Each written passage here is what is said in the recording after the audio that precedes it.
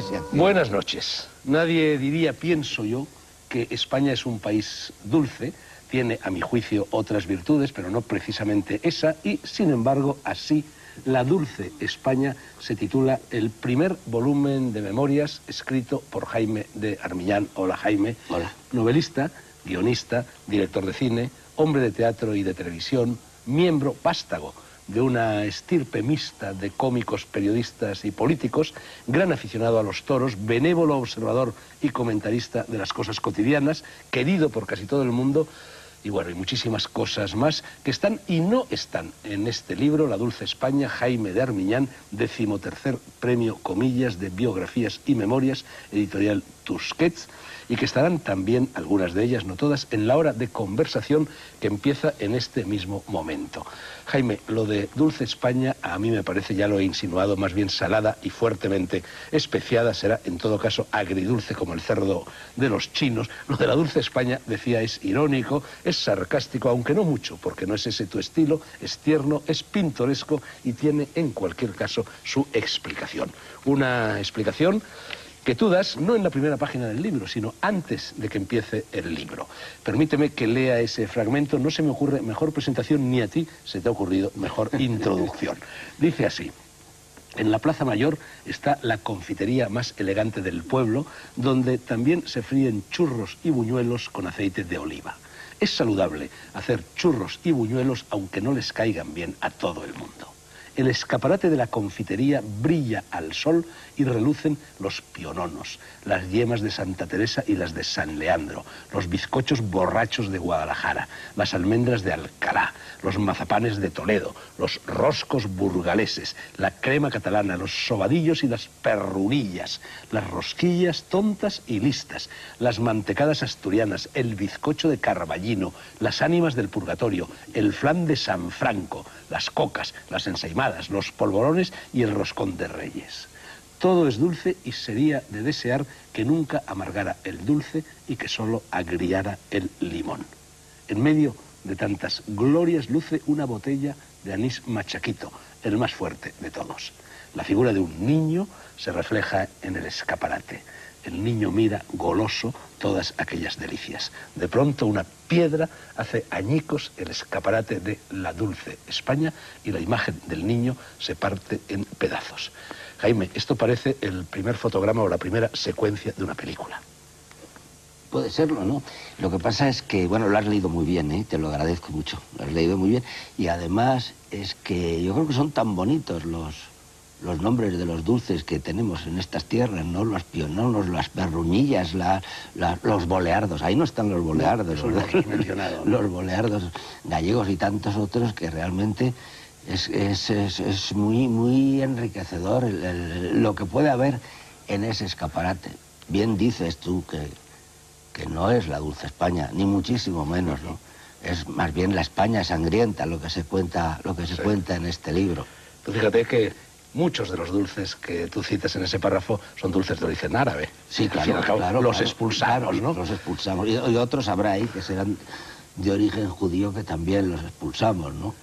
Yo creí en una primera lectura, Jaime, que te referías a la Plaza Mayor de Madrid, pero no, evidentemente no te refieres a ninguna. Parece que tú has dicho en la Plaza Mayor del pueblo. Sí, ¿no? bueno, lo que tú has escrito, la Plaza Mayor del pueblo. Sí, pero... la Plaza Mayor del pueblo es de un pueblo cualquiera. Además es una confitería inventada porque en ninguna confitería se fríen churros y se hacen buñuelos, ¿no? Sería maravilloso, ¿no? También eso dicen que son los dulces de cocina, ¿no? Son ¿cómo llaman a los dulces de cocina fritos? Pues...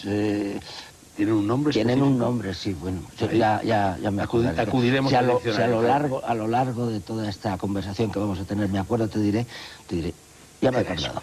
Bueno, al fin y al cabo, de todas maneras, y esto también se nota en sobre todo en la primera parte de tus memorias, Madrid era un pueblo en aquella época, el famoso poblachón manchego desgraciadamente, o afortunadamente sigue siendo un pueblo, ¿no? Un pueblo muy grande, un pueblo de muchos millones de habitantes, pero Madrid era un pueblo, claro, y al hablar de la Plaza Mayor, pues puede confundir y puede ser la Plaza Mayor de un pueblo, la Plaza Mayor de Madrid, pero te repito que es una pura imagen literaria. Ese pueblo, además, era un pueblo, en tu libro, de sabor galdosiano, ni siquiera ya de sabor del 98, de sabor de antes. Cuando tú describes esas pensiones, en fin, el ritmo de la vida de la época, parece casi Fortunata y Jacinta, aquello, ¿no? Sí, es que a mí las pensiones siempre me han gustado mucho y las he sacado mucho partido, ¿eh? Digo que les he sacado partido, pero más que partido, mucho jugo les he sacado.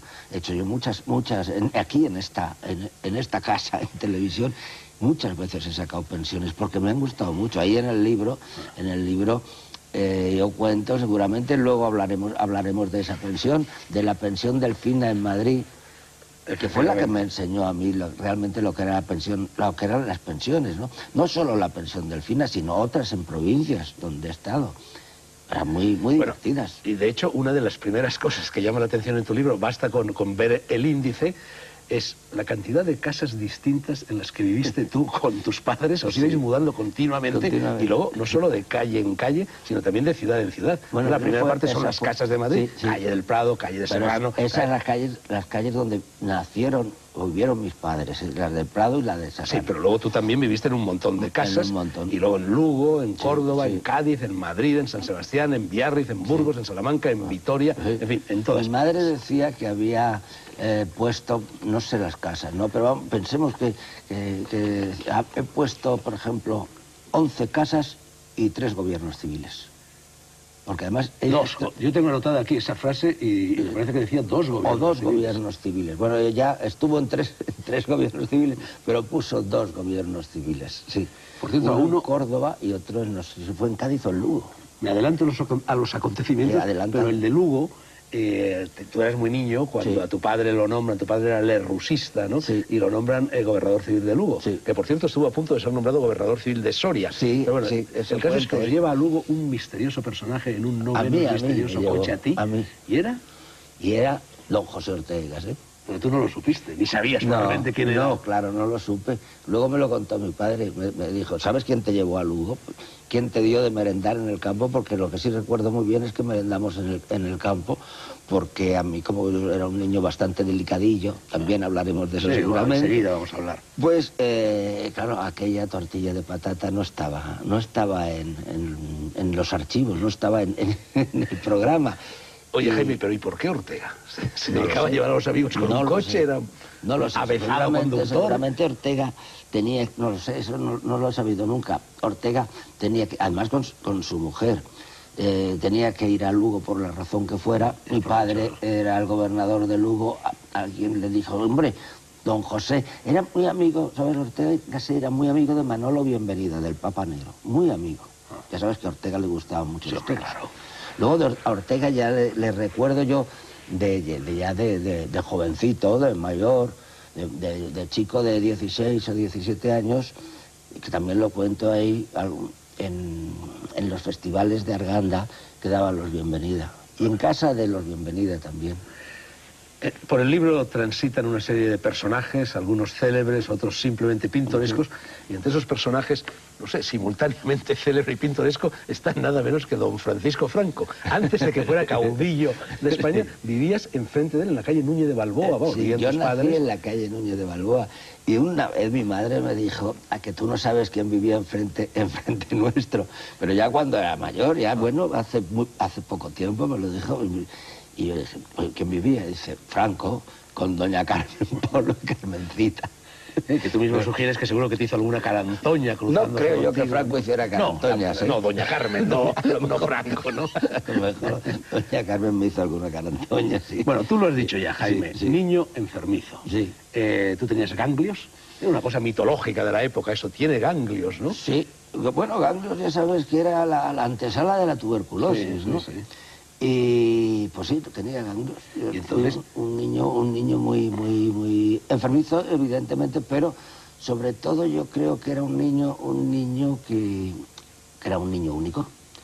Y un niño único, hijo único, nieto único, sobrino único, y por lo tanto un niño muy mimado. No digo yo que fuera mentira que tuviera ganglios, ¿no? Ni que estuviera malito de la tripa, porque yo cuando le decía esto a mi madre le daba muchísima rabia y decía que no sabía lo malo que yo había estado. Yo creo que era un poco aprensión, seguramente, y un poco deseos de cuidar a aquel niño y guardarlo en la estufa, ¿no?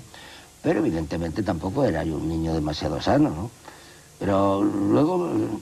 Bueno, has aguantado bastante bien hasta el día de la fecha, ¿no? Hasta el día de la fecha. Bueno, pero eso es lo que te permite decir en el libro que, en cierto modo, la guerra civil para ti fue la liberación. Claro. Porque pudiste hacer cosas que antes tenías estrictamente prohibidas, ¿no? Pero tampoco vamos a decir la guerra de liberación, ¿no? No, de tu liberación, ¿no? Pudiste comer por primera vez huevos fritos con chorizo.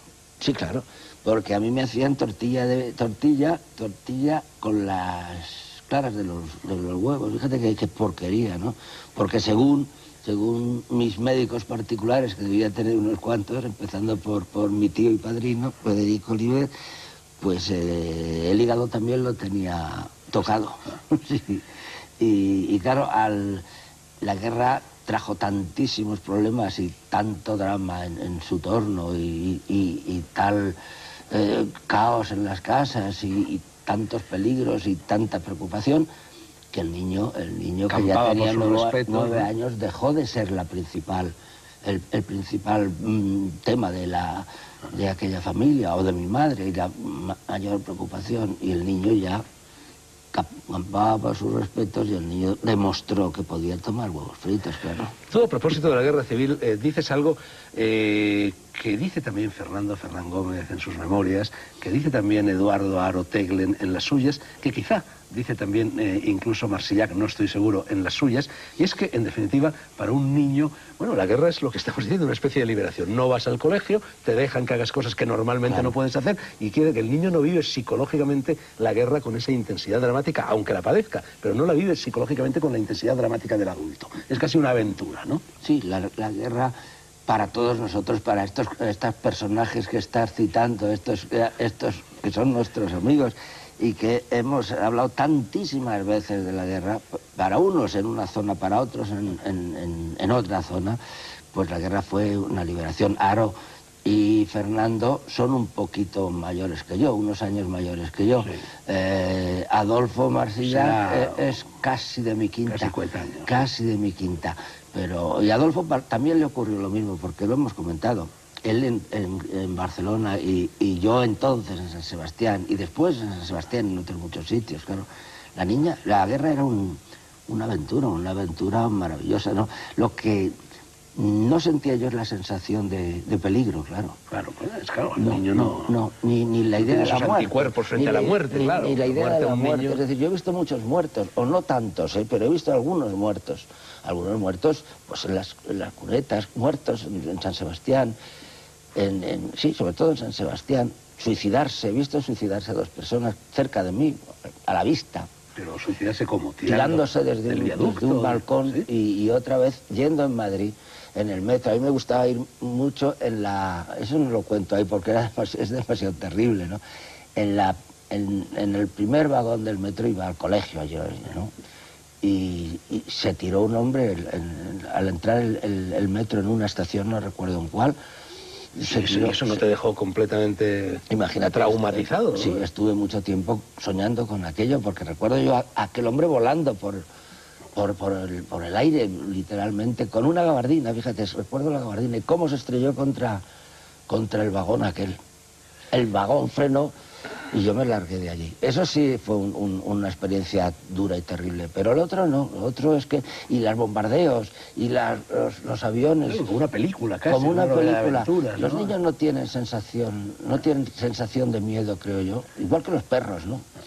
Ni idea de la muerte, ¿no? La muerte es... Bueno, Jaime, aparte. Ya que hablas de la muerte, tus memorias, que son unas memorias, digámoslo ya, que prácticamente son las memorias de tu infancia, de tu adolescencia y de tu primerísima juventud. Sí. Se paran en el año de 1945, sí, cuando tenías 18 años. Cuando ingresé en la universidad. Bueno, en cualquier caso, este libro de memorias transcurre encajonado entre 2 muertes muy posteriores a los hechos que relata el libro. La muerte de tu padre en el 31 de julio de 1987, Entonces te hiciste mayor, dices, y la muerte de tu madre el 11 de febrero de 1991, que es cuando te hiciste viejo. Por otra parte, en el último epílogo del libro cuentas un episodio muy curioso también relacionado con la muerte, y es cuando a los 18 años tuviste una especie de experiencia en el umbral de la muerte en la Sierra de Guadarrama, cerca de Madrid, cuando te convertiste en una luz viviente. Estabas esquiando y te convertiste en una bola que se precipitaba... Sin bola, no era bola, ibas un cuerpo que se deslizaba por el... Hacia un abismo. Y te detuviste a 3 o 4 metros del abismo. Sí, de un barranco. Bueno, ahí cuentas que lo que pensabas en ese momento en que ibas derechito hacia la muerte era por qué en las películas de Tarzán los negros dan gritos al caerse por un abismo. Sí, ¿por qué gritan los negros? Eso pensé, en lugar de cuando te cuentan estas cosas, ¿no? Que tu vida transcurre en unos segundos, que se hacen eternos, toda tu vida pasa en imágenes por allí. O rezas, o haces... No, yo pensaba, qué tontería, estos negros de Tarzán dando gritos cuando se caen por un barranco. Pero te voy a contar una cosa muy curiosa que me ha ocurrido con relación a ese episodio. Me llamó el otro día un señor catalán, desde Barcelona me llamó y me dijo, yo estaba en la carretera de Cotos, que es donde da ese barranco. Cuando tú, me llamaba de tú, no lo conocía de nada, pero un señor de mi edad, ¿no? Un poco mayor, me dijo. Un poco mayor que yo. Cuando tú viniste andando, porque yo bajé andando a aquel sitio. Ya no tenía esquís ni tenía nada. Yo creí de verdad que me mataba, ¿eh? Y no me maté de casualidad. Y entonces este hombre me cuenta, eso lo recuerdo confusamente. Me cuenta que en aquel barranco estaba con 2 amigos suyos. Uno que se había caído primero, por lo visto nos caímos montones de gente aquel día, ¿no? Uno que se había resbalado antes que yo y se había partido un brazo contra las piedras. Y otro que se había dado un golpe y que podía morirse. Y se había hecho una grave herida en la cabeza. Y que yo eso sí recuerdo, yo avisé en la Sociedad Deportiva Excursionista, que estaba a 1 kilómetro, 1,5 kilómetros de allí, porque estábamos bastante cerca del puerto. Yo avisé que había un herido grave allí. Y luego, medio atontado, porque debía estar yo medio atontado, me fui al Club Alpino, donde era mi nido, ¿no? Y este hombre me dice, los 4 vivimos, me lo dijo con mucho acento catalán. Aquellos 3 que estaban allí y tú que bajabas, tú era yo. Bueno, menos mal que no murió nadie. Sí, no murió nadie. Y me dijo, pero este amigo mío te debe la vida. Dije, hombre, eso me parece exagerado. Dijo, sí, te debe la vida. Quizás si tú no hubieras avisado entonces, a lo mejor se me hubiera muerto a mí. Yo estudiaba medicina entonces, me dice. Fíjate cosas más curiosas. Creo que exagera, ¿no? Exagera. Pero de todas maneras es curioso que aquel hombre, leyendo este libro, dijera, ese día estaba yo allí. Bueno, tu libro es, por supuesto, tu propia historia, pero también la historia de tus padres, de tu padre y de tu madre, y de otros miembros de la familia. Pero tu padre y tu madre aparecen pues casi como protagonistas o coprotagonistas del libro. Sí. Y aparecen con una cosa que yo no sé si es truco literario, Jaime, o es realidad. Esas memorias, el cuaderno de hule de tu madre, las memorias de tu padre, que tú vas intercalando en el texto con letra cursiva. ¿Es recurso literario o realmente escribieron...? No, nada de recurso literario, es absolutamente cierto. Los fragmentos son auténticos. Auténticos. Yo creo que el gran mérito... Hombre, mi padre era escritor y periodista. Pero tu madre pero tenía mucho talento, mi madre. Una de las personas más inteligentes que he conocido yo en mi vida. Cuando murió mi padre, yo lo cuento ahí también, encontré a mi madre, Carmita Oliver, sí. La encontré en su casa por la noche, escribiendo, fumando un pitillo y bebiéndose una copa de whisky. Se había liberado. Sí. Y entonces se puso encarnada como una niña, se turbó. Fíjate, tenía 80 años entonces, quizá, y me dijo, fíjate, la vejez viruelas. Porque mi madre era aficionada a decir refranes y frases de comedias, herencia de mi abuela Carmen Cobeña. Y me dijo que le divertía mucho escribir. Le dije, escribe todo lo que se te ocurra. Y me iba dando, y le daba vergüenza, decía, es que no sé escribir. Es que escribo muy mal, es que no sé gramática. Y decía, escribes divinamente. Mi madre escribía maravillosamente, no hay ni una coma he tocado ahí. No, efectivamente, está muy bien. Y entonces me han preguntado mucho si esa primera carta que hay en ese libro de mi madre a mi padre, esa carta, si la inventé yo. Y tampoco. Lo mismo que tú me has dicho ahora. Digo, hubiera sido incapaz. En primer lugar porque esa carta está escrita por una mujer, y por una mujer que ha vivido con un hombre muchos años. Yo eso no lo podía inventar. Y todo eso lo dejó mi madre escrito, y todos sus recuerdos de juventud, sus recuerdos del teatro, de María Guerrero, de los autores, de cuando ella era pequeña. Todo eso lo escribió. Pues tú fíjate, Jaime, que yo dije, bueno, este es un hábil truco que Jaime Armiñán se ha inventado para poder contar en primera persona. Hubiera sido un truco inmoral. Las cosas de la época. Hubiera sido un truco indecente, creo yo. Hubiera sido una licencia literaria. Yo no me hubiera atrevido, hombre, con una licencia, pero no a costa de mi madre. A costa no, porque no hablas mal de ello. No, ya lo sé. Y luego en cuanto al tema de mi padre, pues mi padre dejó escrito mucho, porque claro, Era periodista, claro. Mi padre era periodista. Periodista, pero muy mezclado con la política, ¿no? Sí, muy mezclado con siempre le interesó la política mucho, porque mi abuelo, Luis Armiñán, fue político hasta que murió, y diputado a Cortes durante muchísimos en tus años. venas, Jaime, se cruzan todas las Españas. Está mezclada, sí, por una parte se cruza la política, un general de sí, Cuba, sí. Un político de izquierdas, otros de derechas, los berrusistas, que no se sabía muy bien si eran de derechas o de izquierdas, ¿no? Sí, incluso, pues, juristas en mi familia también, y todo eso se mezcla ahí. Y matrimonio difícil, el de tus padres. Claro, eso a tu madre le obligan a retirarse de la carrera de actriz. Y yo la zona esa la he procurado tratarla lo menos posible. Bueno, pero tú dices que tienes la impresión de que ellos no se separaron pues a causa tuya, ¿no? Sí, yo creo que sí, porque si protegían el hígado del niño, más tenían que proteger la psiquis del niño, ¿no? Es duro, ese abandono de la carrera de actriz que tuvo que llevar a cabo tu madre, ¿no? Sí. Es un pasaje bastante dramático. Tú sabes que eso ocurría así. La familia de mi padre era una familia, digamos, una familia bien. Lo decimos en letras cursivas o entre comillas, ¿no? La familia de mi madre era una familia de cómicos.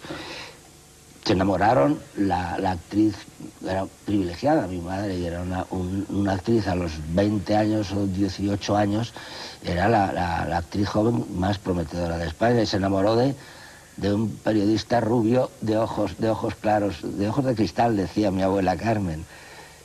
Se enamoraron los dos, pero entonces no se podían casar, que entonces los niños, mi padre era un niño evidentemente, ¿no? Los niños obedecían a sus padres, y a mi padre le debieron decir, o esta chica deja el teatro, tú no te casas con ella. Y mi madre aceptó. Y vendieron los carromatos, o mejor dicho, casi los entregaron. Mi abuela ya era mayor entonces, y la compañía no la podía sostener ella con su sola presencia. Necesitaba una actriz joven, y la actriz joven era mi madre, y no hubieran sido capaces de contratar a otra, creo yo. Y de tu abuela, Carmen Cobeña, cuentas que después de la guerra civil, en los años duros, en los años del hambre, se colaba en las filas del racionamiento, de lo que fuera, diciendo, soy una gloria nacional. En la guerra civil, eso me lo contó. Soy una gloria nacional. Claro, decía, abrid paso a Carmen Cobeña. Yo soy una gloria nacional. Y aquella gente la miraba sorprendida, era para sorprenderse. Mi abuela era un personaje muy gracioso y muy divertido. Y llegaba a la primera y le daban el pan. Bueno, tú, de tu madre, de la cual has dicho hace un momento, en fin, que estaba un poco colorada cuando la pillaste fumando y bebiendo whisky, también cuentas otro momento muy tierno en el cual tu madre, refiriéndose pues, a los amoríos, bueno, ni siquiera amoríos, a los chicos que conoció antes de conocer a tu padre en su juventud, decía, me hacía el amor. Me hacía el amor. Mamá, que eso ahora ya no significa lo mismo que significaba en tu época, también se ponía ¿no? colorada, sí. Sí, hacer el amor significaba... Pues no filtrear. Hacer la corte, ¿no? Hacer la corte, sí, evidentemente, es hacer la corte. Pero yo creo que este libro, ya que hemos sacado el tema de mis padres y de la intervención literaria en el libro de mis padres, yo creo que su principal mérito está en eso, Fernando, y por eso era demasiado que fuera un truco literario, ¿eh? Yo creo que este libro, la gracia que tiene este libro, si es que tiene alguna gracia, es que está contado entre tres personas fundamentalmente, que a veces los testimonios de mi padre se contradicen con los míos, y son puntos de vista diferentes, y eso sí creo que tiene, pero por eso lo tengo yo. Y en una de las críticas que ha tenido este libro, no sé en cuál, dicen que insinúan más o menos que este archivo que tengo yo es excepcional, y que piensan que solamente lo tengo yo. Como viniendo a decir, a lo mejor no es cierto esto. Pues sí que es verdad. Sí. El libro tiene más que gracia. El libro es no solo tu historia y la historia de tus padres, Jaime, sino que es, en cierto modo, mi historia también. Y la historia de todos los niños de la guerra y la historia de todos los miembros de varias generaciones. De la guerra poco más joven que yo. Bueno, pero es sorprendente la cantidad de cosas que yo he vivido de forma idéntica a como los has vivido tú. Claro. Yo estoy convencido, lo dije el otro día, que este libro va a tener muchísimo éxito, seguro, entre las personas que ahora tienen más de 50 años, porque es que se van a encontrar a sí mismas. En cambio, no sé si los pipiolos, los más jovencitos, pues todas estas cosas de las que estamos hablando las ven como batallitas. ¿Tú qué crees? Hombre, yo creo que si eso se viera como batallitas, a partir bueno, todos son batallitas menos cuando tienes de 20 a 30 años. Cuando pasas de 30 años ya empiezas a contar batallitas y a escuchar batallitas. A mí es una palabra que no me gusta nada, esa de las batallitas, pero creo que la historia son batallitas, ¿eh? Eso debe venir de los tebeos, ¿no? Yo creo que no. Es las batallitas. Es un poco, una palabra un poco odiosa, no por lo que significa, sino por lo que quiere señalar. Jaime, el libro lleva, después de eso que he leído al comienzo, lo de la confitería La Dulce España, lleva una larga cita en su primera página de María Teresa León. Y en esa cita, empieza diciendo: y era un día de nieve cuando al niño le regalaron el primer libro de cuentos. Desde entonces dejó el caballo y el aro y casi olvidó la bicicleta.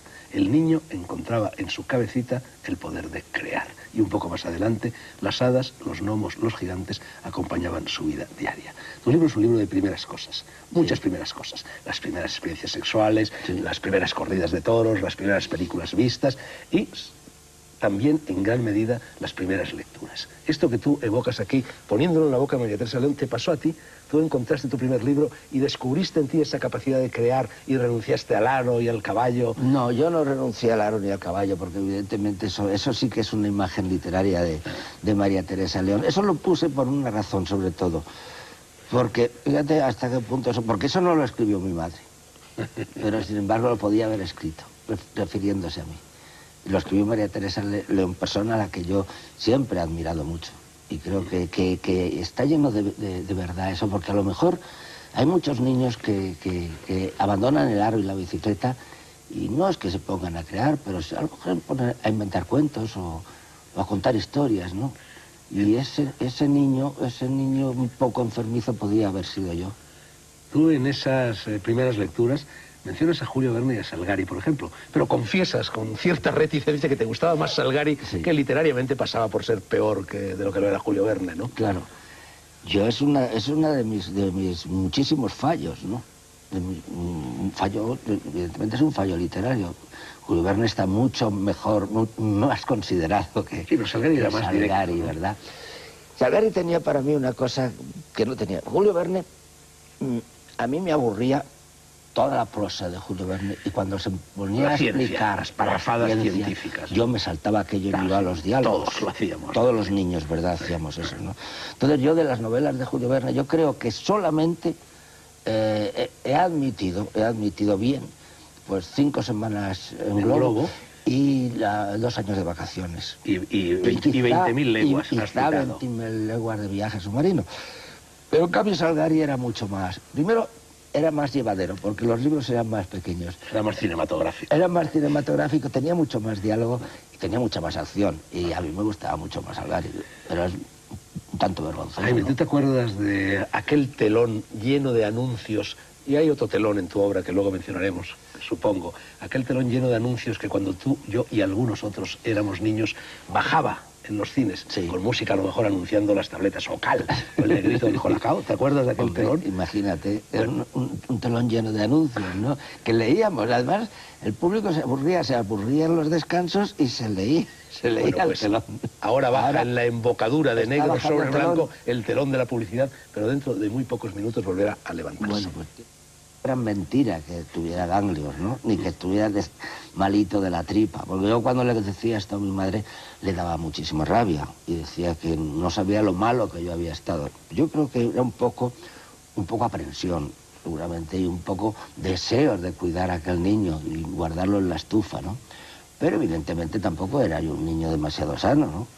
Pero luego Bueno, has aguantado bastante bien hasta el día de la fecha, ¿no? Hasta el día de la fecha. Bueno, pero eso es lo que te permite decir en el libro que, en cierto modo, la guerra civil para ti fue la liberación. Claro. Porque pudiste hacer cosas que antes tenías estrictamente prohibidas, ¿no? Pero tampoco vamos a decir la guerra de liberación, ¿no? No, de tu liberación, ¿no? Pudiste comer por primera vez huevos fritos con chorizo.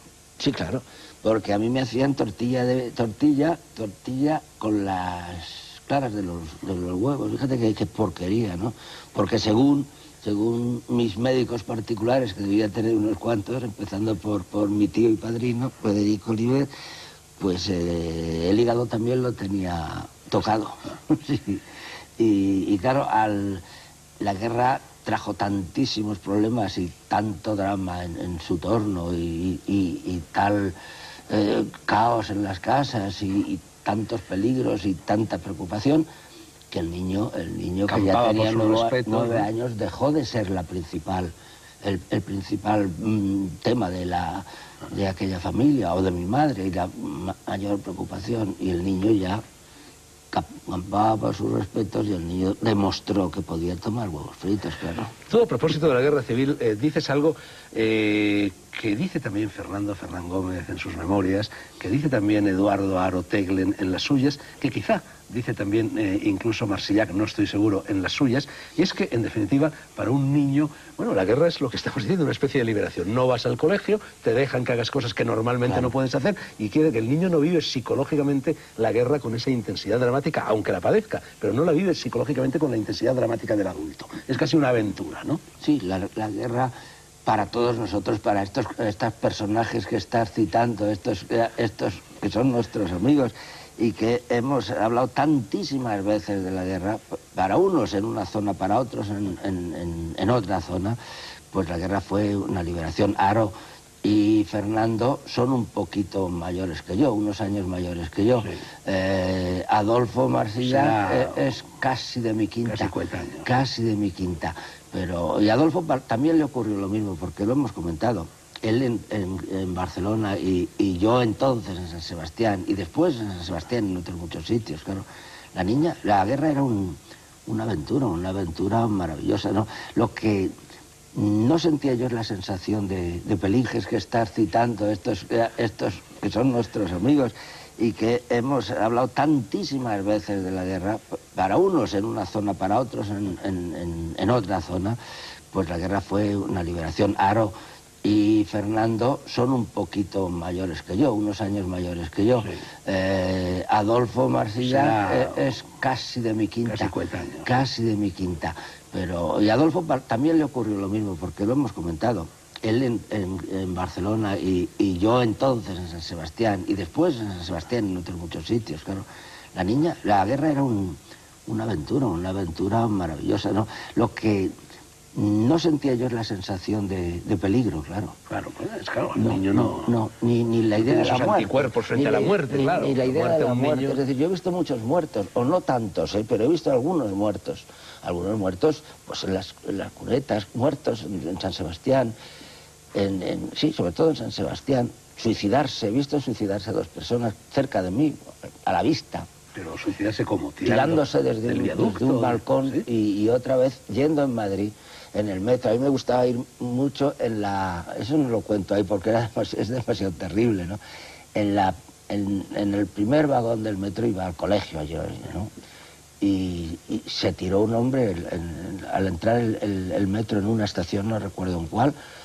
Eso no te dejó completamente traumatizado, ¿no? Sí, estuve mucho tiempo soñando con aquello, porque recuerdo yo a aquel hombre volando por el aire, literalmente, con una gabardina, fíjate, recuerdo la gabardina, y cómo se estrelló contra el vagón aquel. El vagón frenó y yo me largué de allí. Eso sí fue una experiencia dura y terrible, pero el otro no. Lo otro es que... Y los bombardeos, y los aviones... Como una película, casi. Como una película. Aventuras, ¿no? Los niños no tienen sensación de miedo, creo yo. Igual que los perros, ¿no? Ni idea de la muerte, ¿no? La muerte es bueno, Jaime, algo aparte. Ya que hablas de la muerte, tus memorias que son unas memorias, digámoslo ya, que prácticamente son las memorias de tu infancia, de tu adolescencia y de tu primerísima juventud. Sí. Se paran en el año de 1945, sí, cuando tenías 18 años, cuando ¿no? ingresé en la universidad.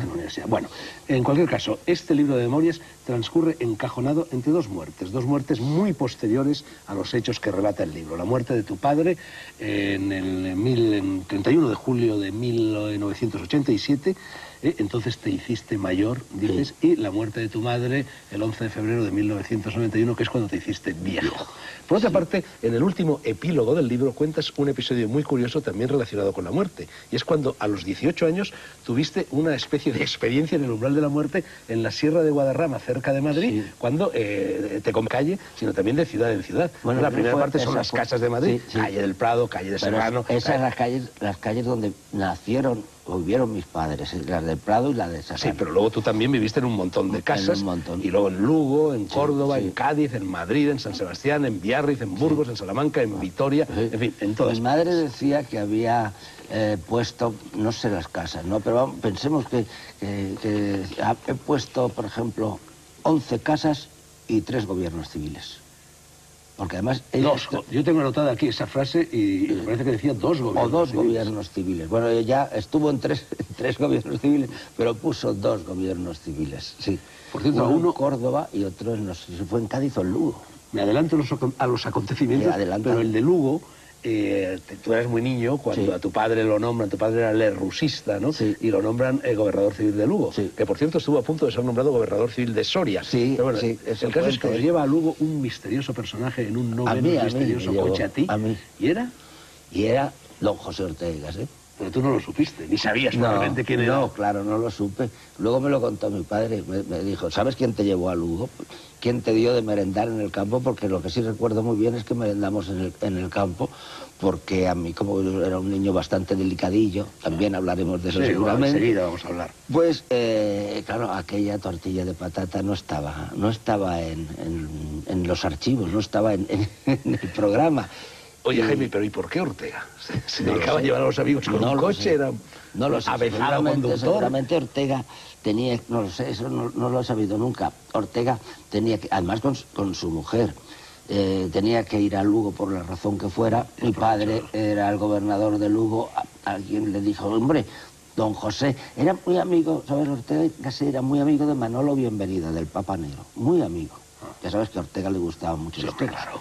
Luego a Ortega ya le recuerdo yo de jovencito, de mayor, de chico de 16 o 17 años, que también lo cuento ahí en los festivales de Arganda que daban los Bienvenida. Y en casa de los Bienvenida también.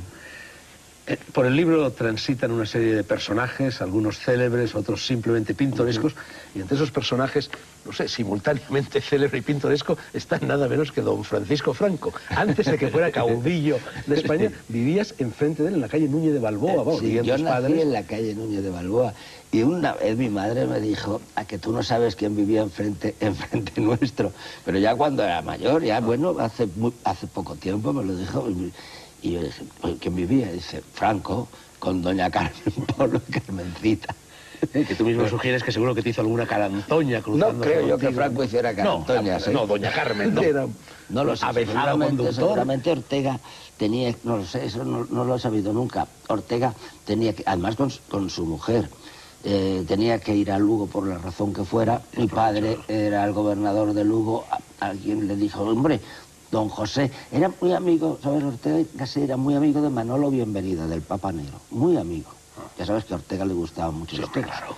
Luego a Ortega ya le recuerdo yo de jovencito, de mayor, de chico de 16 o 17 años, que también lo cuento ahí en los festivales de Arganda que daban los Bienvenida. Y en casa de los Bienvenida también. Por el libro transitan una serie de personajes, algunos célebres, otros simplemente pintorescos, y entre esos personajes, no sé, simultáneamente célebre y pintoresco, está nada menos que don Francisco Franco. Antes de que fuera caudillo de España, vivías enfrente de él, en la calle Núñez de Balboa. Vamos, sí, yo nací en la calle Núñez de Balboa, y una vez mi madre me dijo, a que tú no sabes quién vivía enfrente nuestro, pero ya cuando era mayor, ya bueno, hace poco tiempo me lo dijo. Y yo dije, ¿quién vivía? Y dice, Franco, con doña Carmen Polo y Carmencita. Que tú mismo sugieres que seguro que te hizo alguna carantoña cruzando. No creo yo que Franco hiciera carantoñas. No, doña Carmen, no Franco, ¿no? A lo mejor doña Carmen me hizo alguna carantoña, sí. Bueno, tú lo has dicho ya, Jaime, sí. Niño enfermizo. Sí. ¿Tú tenías ganglios? Era una cosa mitológica de la época, eso tiene ganglios, ¿no? Sí, bueno, ganglios ya sabes que era la antesala de la tuberculosis, ¿no? Sí. Y pues sí, tenía ganglios. ¿Y entonces? Un niño muy enfermizo, evidentemente, pero sobre todo yo creo que era un niño que era un niño único. Y un niño único, hijo único, nieto único, sobrino único, y por lo tanto un niño muy mimado. No digo yo que fuera mentira que tuviera ganglios, ¿no? Ni que estuviera malito de la tripa, porque yo cuando le decía esto a mi madre le daba muchísima rabia y decía que no sabía lo malo que yo había estado. Yo creo que era un poco aprensión, seguramente, y un poco deseos de cuidar a aquel niño y guardarlo en la estufa, ¿no? Pero evidentemente tampoco era yo un niño demasiado sano, ¿no? Pero luego... Bueno, has aguantado bastante bien hasta el día de la fecha, ¿no? Hasta el día de la fecha. Bueno, pero eso es lo que te permite decir en el libro que, en cierto modo, la guerra civil para ti fue la liberación. Claro. Porque pudiste hacer cosas que antes tenías estrictamente prohibidas, ¿no? Pero tampoco vamos a decir la guerra de liberación, ¿no? No, la de tu liberación, ¿no? Pudiste comer por primera vez huevos fritos con chorizo. Sí, claro, porque a mí me hacían tortilla con las claras de los huevos. Fíjate qué porquería, ¿no? Porque según y a tomar huevos fritos, claro. Todo a propósito de la guerra civil, dices algo que dice también Fernán Gómez en sus memorias, que dice también Eduardo Haro Teglen en las suyas, que quizá dice también incluso Marsillac, no estoy seguro, en las suyas, y es que, en definitiva, para un niño, bueno, la guerra es lo que estamos diciendo, una especie de liberación. No vas al colegio, te dejan que hagas cosas que normalmente no puedes hacer, y quiere que el niño no vive psicológicamente la guerra con esa intensidad dramática, aunque la padezca, pero no la vive psicológicamente con la intensidad dramática del adulto. Es casi una aventura, ¿no? Sí, la guerra para todos nosotros, para estos personajes que estás citando, estos que son nuestros amigos y que hemos hablado tantísimas veces de la guerra, para unos en una zona, para otros en otra zona, pues la guerra fue una liberación. Haro y Fernando son un poquito mayores que yo, unos años mayores que yo. Sí. Adolfo Marsillac es casi de mi quinta. Casi de mi quinta.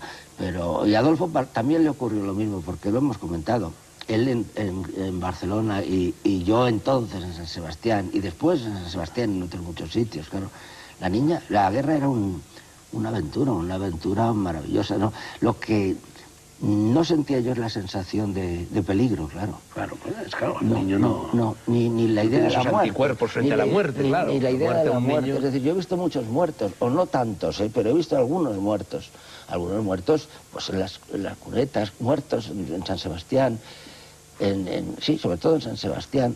He visto suicidarse a 2 personas cerca de mí, a la vista. Pero suicidarse ¿cómo? Tirándose desde un balcón, ¿sí? y otra vez yendo en Madrid, en el metro. A mí me gustaba ir mucho eso no lo cuento ahí porque es demasiado terrible, ¿no? En el primer vagón del metro iba al colegio yo, ¿no? Y se tiró un hombre al entrar el metro en una estación, no recuerdo en cuál.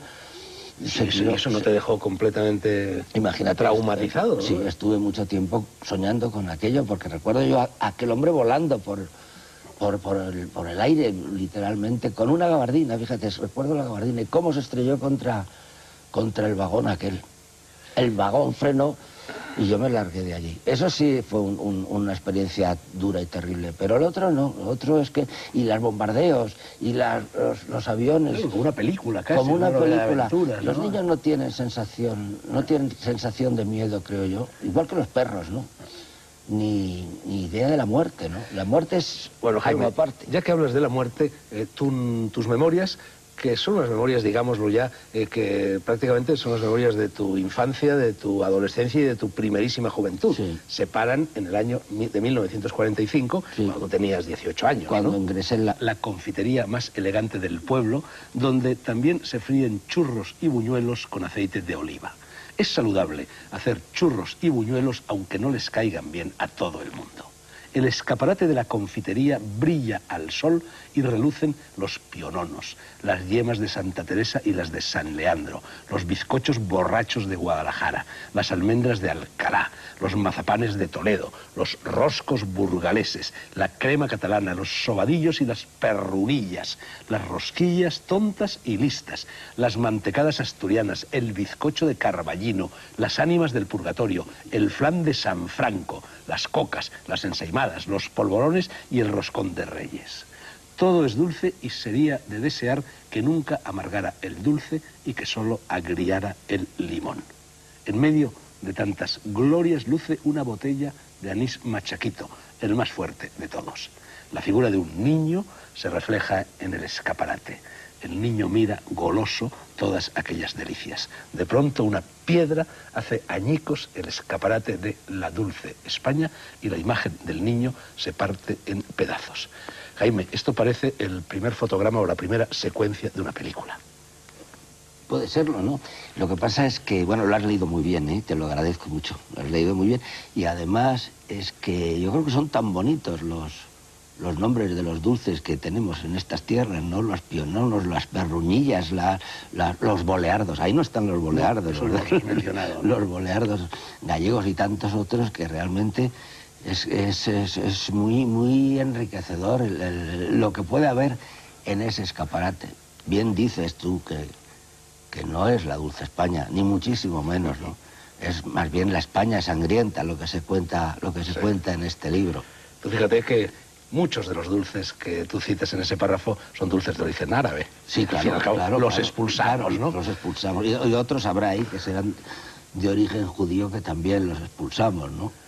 Yo creí en una primera lectura, Jaime, que te referías a la Plaza Mayor de Madrid, pero no, evidentemente no te refieres a ninguna. Parece que tú has dicho en la Plaza Mayor del pueblo. Sí, ¿no? bueno, lo que tú has escrito, la Plaza Mayor del pueblo. Sí, pero... la Plaza Mayor del pueblo es de un pueblo cualquiera. Además es una confitería inventada porque en ninguna confitería se fríen churros y se hacen buñuelos, ¿no? Sería maravilloso, ¿no?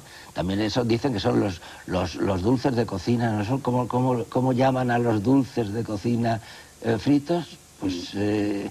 ¿Tienen un nombre Tienen específico? un nombre, sí, bueno, ya me acuerdo. Acudiremos si al a diccionario. lo largo de toda esta conversación que vamos a tener, me acuerdo, te diré, ya me he acordado.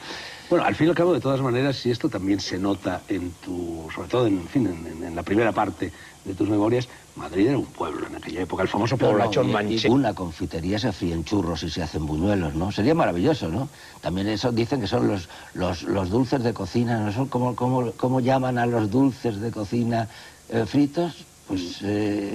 ¿Tienen un nombre Tienen específico? un nombre, sí, bueno, ya me acuerdo. Acudiremos si al diccionario. a lo largo de toda esta conversación que vamos a tener, me acuerdo, te diré, ya me he acordado.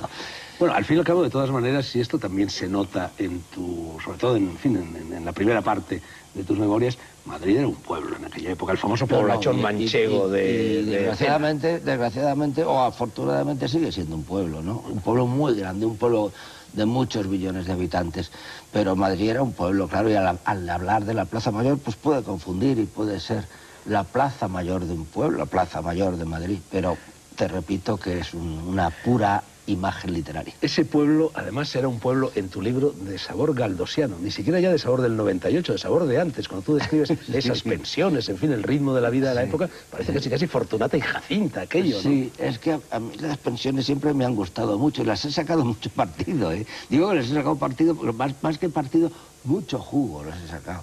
He hecho yo muchas, aquí en esta casa, en televisión, muchas veces he sacado pensiones porque me han gustado mucho. Ahí en el libro yo cuento, seguramente luego hablaremos de esa pensión, de la pensión Delfina en Madrid, que fue la que me enseñó a mí realmente lo que era la pensión, lo que eran las pensiones, ¿no? No solo la pensión Delfina, sino otras en provincias donde he estado. eran muy divertidas. Y de hecho, una de las primeras cosas que llama la atención en tu libro, basta con ver el índice, es la cantidad de casas distintas en las que viviste tú con tus padres. Os ibais mudando continuamente, y luego no solo de calle en calle, sino también de ciudad en ciudad. Bueno, la primera parte son las casas de Madrid, calle del Prado, calle de Serrano. Esas las calles donde nacieron o vivieron mis padres, las del Prado y la de Serrano. Sí, pero luego tú también viviste en un montón de casas, y luego en Lugo, en Córdoba, en Cádiz, en Madrid, en San Sebastián, en Biarritz, en Burgos, en Salamanca, en Vitoria, en fin, en todas. Mi madre decía que había puesto, no sé las casas, ¿no? Pero vamos, pensemos que he puesto, por ejemplo, 11 casas y 3 gobiernos civiles.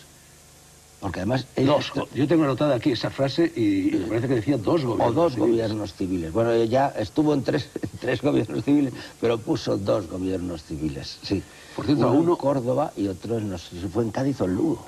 Me adelanto a los acontecimientos, pero el de Lugo... tú eras muy niño cuando a tu padre lo nombran, tu padre era lerrusista, ¿no? Sí. Y lo nombran gobernador civil de Lugo, que por cierto estuvo a punto de ser nombrado gobernador civil de Soria. Sí, pero bueno, sí, el caso es que os lleva a Lugo un misterioso personaje en un no menos misterioso coche a ti. A mí. ¿Y era? Y era don José Ortega, ¿sí? Pero tú